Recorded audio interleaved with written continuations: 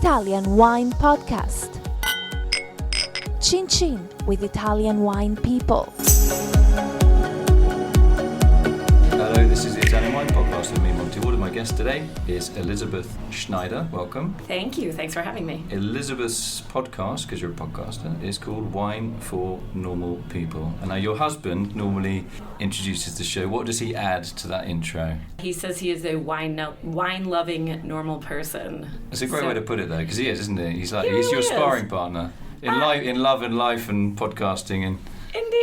Indeed. So how did your podcast come about? Probably mostly by mistake, like many things in life. I had started a blog because this was in 2009. I had just left this big hulking winery that Which will remain nameless. It always remains nameless. It's still floating though, isn't it? Yeah, it's not going anywhere. It's just getting bigger and bigger. Anyway, it was... What did you do for them? I was in marketing. I have an MBA, master's in business. And Just slip that one in. No. So I went there after. That was like the only way I could get a job there. Otherwise, how would I get into wine? Wine is like this black box, you know? But did you want to get into it? You did your master's. Why didn't you kind of get a proper job, like in a proper industry, rather than wine? I had the choice between pills, cars, and wine, and I chose wine. Really? Yes, I Pills, had cars, three and choices. wine. Yeah, is that great? That's that's the niche for me. Not to be taken in combination. Maybe I should have just. So you ended up working for a wine company. I did, and I was in their marketing department, and I was so excited when I started. I was like, wow, this is going to be great, because I had been on the other side of the wine equation as a consumer. I worked in technology for a long time, and I was so confused all the time about wine and why I kept walking into wine shops and people treated me like I was a moron. Because you're a woman. No, because they treat everybody like a moron. If you don't know anything about wine, you go into a wine shop, they treat everybody like a moron. So, at least in the States, I don't know how it is anywhere else. And it felt bad. And so then I took a class that helped me understand better, oh, gosh, there's something else here. So then I was like, oh, gosh, I can get into the wine industry. Maybe I can help other people. I can help consumers understand wine better. No. In large wine, that's not what it's about. It's about numbers, and it's about forecasting, and it's about big products and chemicals and all that kind of stuff. And yeah, it wasn't what I thought. So it wasn't a very happy experience, but it did spur you to change track, even though staying in the same industry, but change track and see it from another side, right? Yeah, so then I started this blog, and then somebody besides Called? Wine for Normal People, and somebody besides my mother started reading it. So then I talked to a friend. By accident? Was it someone by accident? I'm sure it was accident. So then my friend said, why don't you start a podcast? And I was like, what the hell is a podcast? This was in 2011. Well, 2010 when he proposed the idea. He's like, let's do it together. So my friend Rick, if you listen to the early episodes, and I started the show. I knew nothing about how to edit. I knew nothing about how to do anything really about sound quality, and we just did it. We just did the podcast. So what was your first episode? I believe it was, what's the difference between a variety and a varietal? Really? That's quite a tough one. Not really. I mean, really. What is the difference between a variety and a varietal? There is no difference between it. Varietals. So I was a bit worried there. I thought, yeah. Oh my God, my career's going to end. No. You're good. There is no difference. That was the difference. So it's education and fun. Yeah. In terms of how do you structure a podcast with your husband? I prefer to I do interview podcasts, but it's very hard sometimes to get people to talk. Get guests. Yes. No, it's easy to get guests. It's hard to get the good chemistry that you need to have a really good show. But with my husband, I don't tell him anything that we're talking about. And so before you start, he doesn't know what you're going to ask? Absolutely nothing. Knows nothing about the topic, knows nothing about what's going on. So he really is a normal person then? He really is a normal person. I spend hours and hours prepping for it, and then... You do, and he doesn't? No, he has a real job. What does he do? He's in real estate. Okay. So so I spend all these hours prepping, I do all this research, and then we just record. So usually sipping whatever we're talking about. So a typical podcast, they're about sort of 40 minutes sometimes? Yeah, 45 minutes, Have a little bit of a pause sort of halfway through? Yes, yep, we have to. And he's very patient, isn't he? So I don't know how to phrase that in a he is though, because he is the geek. He's the sort of the everyman. He actually really is, because, for instance, I have to send him shopping right now for Thanksgiving. It's Thanksgiving in the United States. And we're texting back and forth about what he should get. I give him a detailed list and he goes, where should I go? What should I do? How do I get these wines? This is after all this time. He's completely dependent on me to do these kinds of things. So he knows more than most, but he's still very insecure about his knowledge, which is great for the show, actually. Yeah, right, because he's real. He really is. I mean, those people who have had the opportunity to meet him say he's just like he is on the show. He really is. So have you ever taken your recording equipment outside the family home and gone to record wine producers, or is it going to be? Yeah. So yes. What happens there? How do you do that? Technically, or how do I? No, as in, who do you choose to go and interview, and how long does it take to set up? Are people quite finicky in America about, oh my God, I'm going to be recorded, I could make a boo-boo and my brand crashes and burns? Or? No, well, first of all, it's all edited if it happens that way. And second of all, I only interview small producers who I think are doing good work. So it's a lot easier. It's people that I know. It's people I'm friends with. I don't have people, I get PR pitches a lot to do things on the show, and I don't take them.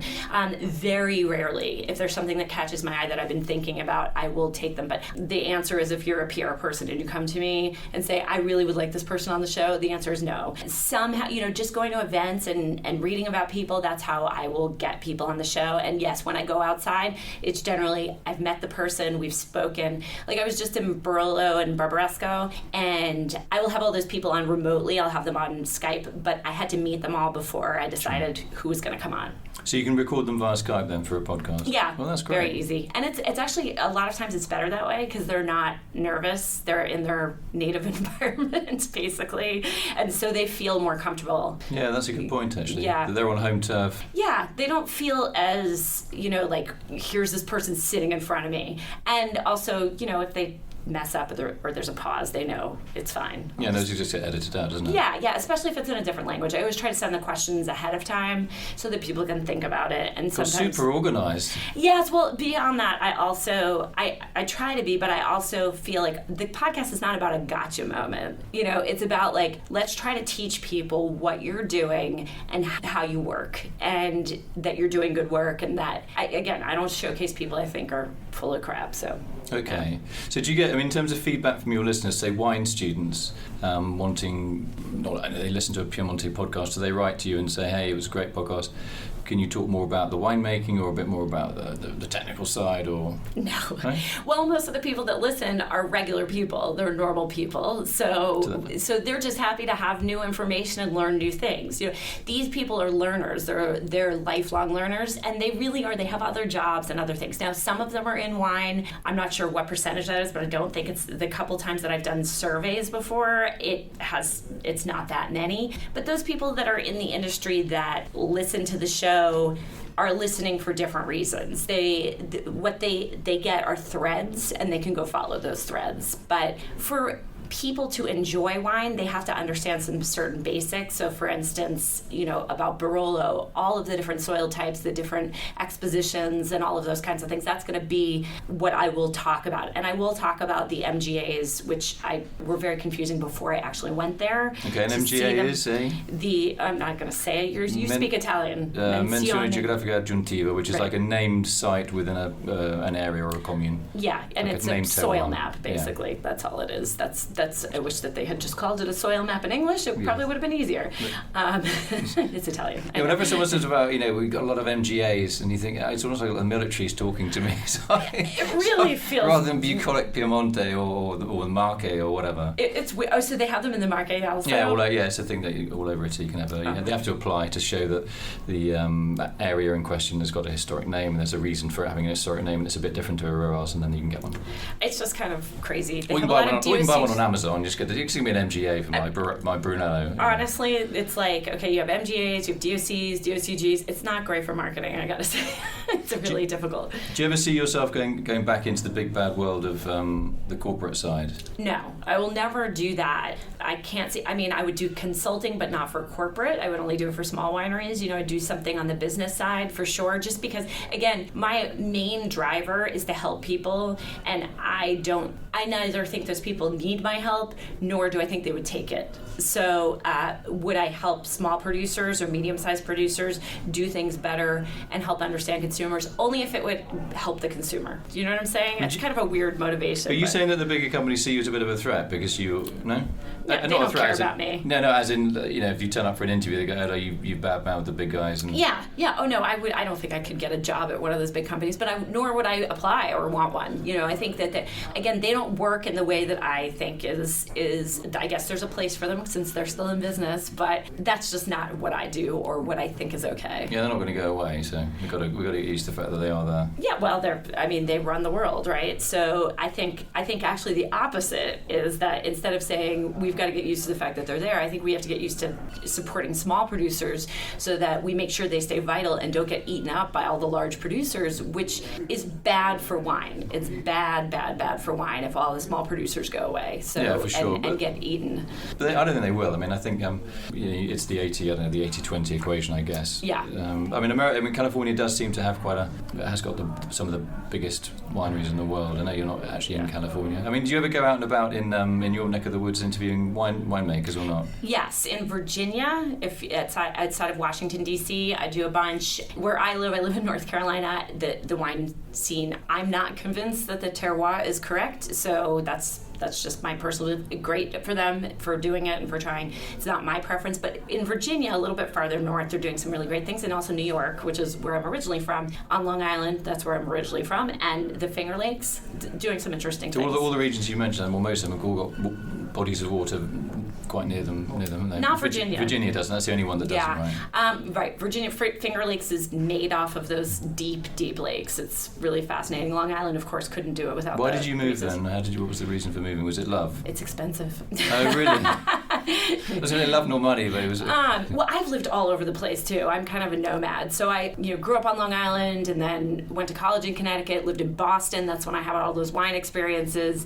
Moved to St. John for 8 months. Then went to school in North Carolina. That's how I realized. So what was your major? For university? University, I was a political science major. Really? International political science. I studied international trade unions. Yes, actually, it's quite handy now. International trade unions. Yeah, that was what my. So you're quite into sort of overthrowing the oligarchy, aren't you? No, actually, I believe that the final supposition is that people only join the EU for their own self-interest, and Mercosur and all of the other things. They only join so that they can forward their interests, and I believe that we're seeing that right now. That's coming to bear. Really, in terms of trade associations and. Well, look at what's going on with the EU. And Brexit, yeah. Brexit, and then there's some other grumblings about people not being happy with the EU because it's not serving their interests anymore. So you think? What's your view on that? In terms of wine, obviously in Europe, it's kind of makes trade very, very easy. Yeah. And obviously in the UK, we're net importers of wine. We grow very little of it, and. So but you made some wine there, didn't you? I did, yeah. I did, yes, I did. I know that. It was about 4 bottles of Petillon Good for Naturel. you. Yeah, it was a biodynamic Petillon Naturel, the first one in the UK. But that was a long time ago, and we're not here to talk about me. We're here to talk about you. So, how do you see the future, both on a personal level and with your podcast? I mean, how do you, in terms of funding, is it sustainable, or is it an add value to what you do in other aspects of your professional life? No, I mean the podcast is the spoke of the wheel. It's everything. Everything comes out of the podcast. So spoke I just of the wheel. That's yes. great one. Yeah. So I wound, or the hub of the wheel, I guess, is what it is, not the spoke. Yeah, one spoke, you're not going to get very far. No, well, I mean, maybe that's my problem. Maybe that's my problem. Is I need to get well, I just wrote a book, right? So the book is Wine for Normal People, and the book is being very well received, which is great in America at least. And so that's going well. So how was that structured, roughly? That was structured over 8 years, and you have in terms of the actual. It took me 8 years to do it. To write the index. To write the whole And just to write, it's 150,000 words. It's a big book. So basically, I looked at what was going on in the wine world. Again, I'm constantly focused on people. I'm not focused on the producer side. I'm always focused on who's receiving it on the other end. Always thinking about that. So the podcast has my voice. It's a very distinctive voice. It's opinionated, and I know, isn't that shocking? and it's very straight talking. I mean, I'm a Jewish New Yorker. What do you want from me? This is so basically. It took a long time to write because I wanted every section, every page to be written basically exactly how I do the podcast. So you kind of have to be, especially when you have, over that course of 8 years, I had 2 kids, and sometimes you're very tired, So it took a long time to write because it's had to be, each section had to sort of be in the right voice, but it seems to have worked. So basically, the first part is vocabulary, and I think wine is 2 things. If you know vocabulary and geography, you got it. That's pretty much it. So tasting vocabulary, vineyard vocabulary, what's kind of good words, what's bad words in wine. When critics use these terms, what does it actually mean? And then I go through all the regions. All over the world, surely. All over the world. Really? All over the world. Yes. I even go into a little bit of detail on Georgia and Lebanon and the UK, Canada, and the New World. So yes, everything has its place. Of course, the things that are, Italy is a big section, Spain's a big section, France is huge, and that, to me, was important because I'm looking at it from the perspective of what do I do with this book? If I'm going to go shopping after I read this book, will I be able to shop for a wine after? So every section was looked at like that. Could I go into a store after reading this and go buy something? And will it be true to whatever I, as the author, Elizabeth, just said? So that was the lens. And then the last part of the book is about food and wine pairing. I was going to ask about that. Yeah. Yes, and how to shop for wine, which I also think is really important. Go on, give me some tips. I used to love working in wine shops, by the way. Okay. People walk in, there's thousands of bottles of wine. They just don't know what. They know they need to walk out with a bottle, but they have no idea what they're going to end up with. That's really funny. It's like you just wrote that chapter for me. That's exactly what I say. I actually literally said that in the book. I mean, really. So, we used to come in. They say, "Oh God, Mike, you got 2,000, we had 3,000 wines, and we've only got 6. We've got pink ones, red ones, white ones, fizzy ones, and ones that will get you drunk incredibly quickly, like sherry and port. That's it." Well, I mean, that's the practical way to look at it. But of course, what other product looks exactly the same and you can't try it, and it's really, really difficult and it's expensive. There's a lot of treasure involved. So, what do you do? So, I say, first of all, learn. That's the first thing, because no one's going to teach you in a wine shop. You're not going to be able to learn that way. You've got to do some background reading. You got to put in the time. You got to put in the work. Not that much work, but a little bit of work. And then you've got to be promiscuous. Wine shop dating. Super important.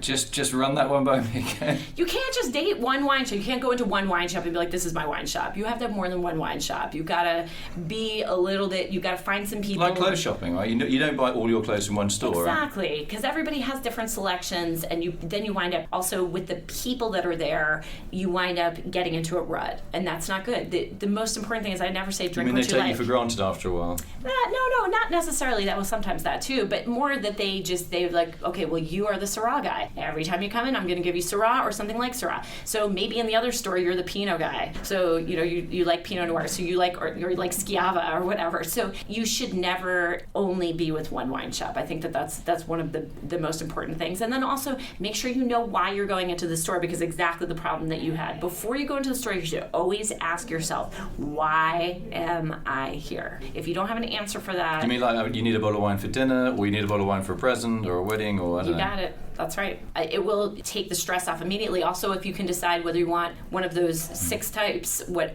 you can cut out, you don't want sparkling, you're not going to be wandering around that section, are you? I'll tell you what's interesting about what you're saying, and this seems a bit banal, but for me it's really, really important, is the industry often is so focused on the nuances of terroir and the back end, right, the production and the factory floor, right? When we don't have an industry unless people walk into wine stores. That's right. And buy bottles of wine, or they go online and buy bottles of wine. So what you're doing basically keeps us all in business.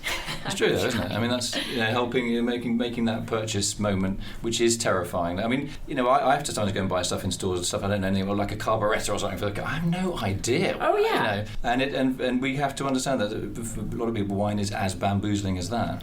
It's terrifying, and it is, again, there's something at stake. I mean, unless you're buying like a €3 bottle of wine. It's money, and also if you end up with the wrong bottle, or you think you're buying a dry white wine and it's actually a really sweet white wine and it was a present or something. It's humiliating. It looks right? like you didn't care, right? You didn't think through what the person. It's like you don't know me. You bought this bottle of wine that I hate sweet wine. Right. Yeah. You know. It is. I mean, I think we owe something to consumers. I guess my role in the wine industry is just to try to help people, and that's what I'll keep doing until I can't afford to do it anymore, I guess. Well, you could lay off your husband. I don't know, is he quite a big expense on the payroll? Oh, yeah. He's actually the funder of the whole, Is he? Yeah, well, I mean, he's in real estate and I'm in wine, so, do the math there, yeah.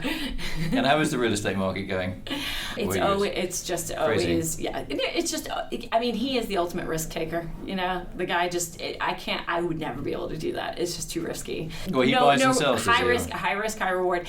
Sort of. He's sort of an intermediary. He does some zoning things. But you've never done you've never bought wine as an investment, bought some and then sold it a few years later, or have you? No, I don't do that. Not your scene. No, definitely not. I mean, none of that is my scene. I've helped people with their cellars before, and then told them that they should probably sell 90% of their cellars, because people buy California wine and then they just hold it forever. And I'm like, you got like 2 more years on this. You've had this for so long. It's going to be skunked. Yeah. Yeah, skunked. That's a good one. Yeah. So I think we're done. All right. Well, anything else you want to say? No, except that there is a Wine for Normal People book that is available widely.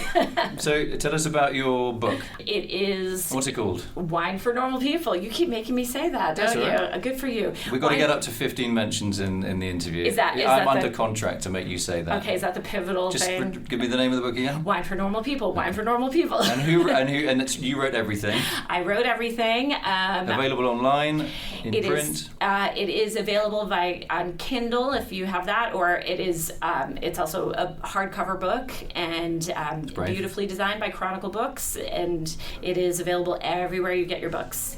The independent booksellers to the big guy. And if we want to sign up to one of your classes, how do we do that? winefornormalpeople.com/classes. I do teach live online classes. It's a little harder for people in Europe, but it really works out well for people in Singapore and in Australia. Because I teach them at night in the US, and so it's the morning or mid-morning or afternoon. So that's just you, that's not your husband with you? No. Is he a good student though? No, remember I told you he must have learned something. I don't really think so. I really don't. Do you want me to cut this bit out when we do the edit? No, it's okay. Is he going to listen to this? No, he probably will listen to it, but he thinks... We'll put a disclaimer in there. It's okay. We've got a great legal team. It's okay. I'm all right with it. He's okay. Well, after 2 kids. How long have you been married? 10 years. How long does it feel?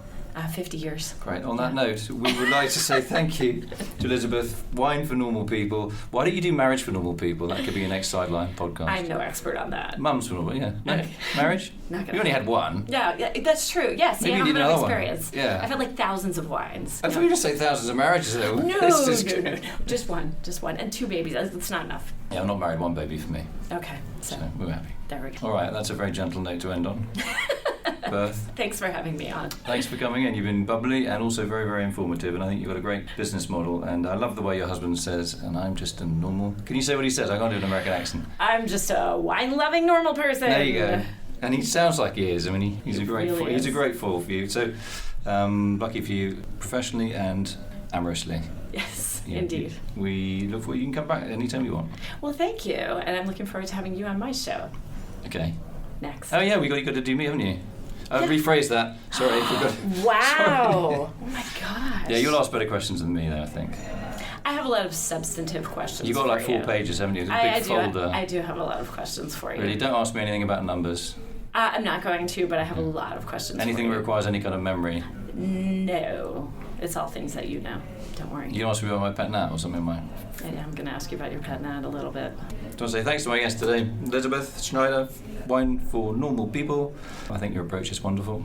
Seeing things from the guy or the lady on the street. Yep, that's me. More power to you. Thank you. More power to all of us. Thank you. Follow Italian Wine Podcast on Facebook and Instagram.